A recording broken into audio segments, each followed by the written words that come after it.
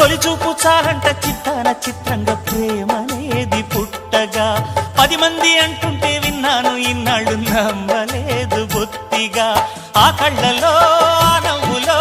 మహిమ ఏమిటో ఆ కాంతిలో ఈనాడే నా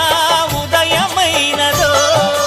మదిసీమలో ఇన్ని మరుమల్లే గంధాలు మునుపెన్నడు లేని మృదువైన గానాలు మొదటి బలపు కథలు తెలుపు గేయమై తీయగా